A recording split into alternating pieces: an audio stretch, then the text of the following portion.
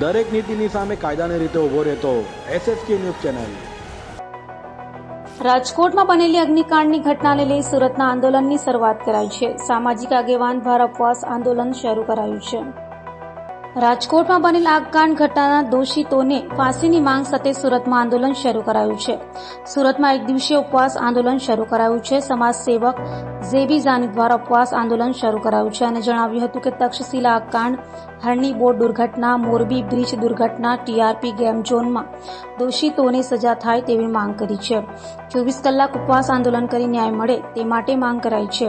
અત્યાર સુધી કોઈ પણ આરોપી સજા અપાઈ નથી અને તાત્કાલિક ફાંસીની સજા મળે તેવી માંગ કરાઈ છે। તો આગામી સમયમાં ન્યાય નહીં મળે તો આંદોલન ફરી શરૂ કરાશે તેમ કહ્યું હતું। તો પોલીસે આંદોલન કરતા સામાજિક કાર્યકર્તાની અટકાયત કરી હતી।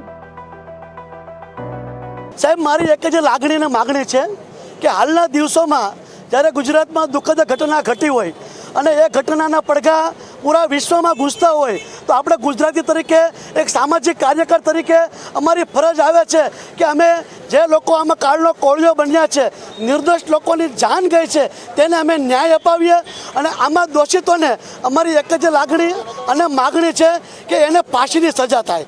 ઉપરથી નીચે સુધી કોઈ પણ આમાં દોષિત હોય, કેમ કે સાહેબ ગુજરાતે બહુ જ સહન કર્યું છે।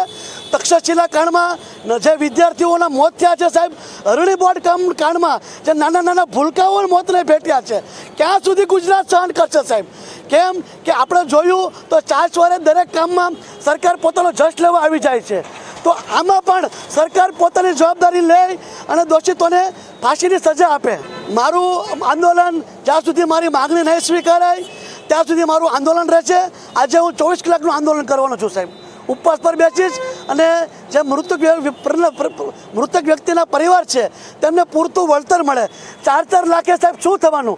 આજે મોંઘવારી છે અને એના સમયે છતાં બી જે લોકો કાળનો કોળિયો બન્યા છે તેને યોગ્ય વળતર આપવામાં આવે અને સુરત શહેરમાં સુરત મહાનગરપાલિકા દ્વારા જે નાના નાના વેપારીઓ છે તેને પણ હેરાન કરવામાં ન આવે, તેને પણ થોડીક રાહત આપવામાં આવે। જ્યારે આ તંત્ર જ્યારે તરસ લાગે છે ત્યારે કૂવો ખોદવા જે નાટક કરે છે, જે તપાસના નામે જે ધતિંગ કરે છે, તે ધતિંગ અને નાટક બંધ થાય, કાયદેસરની કાર્યવાહી થાય અને ગુજરાતમાંથી ભ્રષ્ટાચાર દૂર થશે તો જ મોંઘવારી કાબૂમાં આવશે।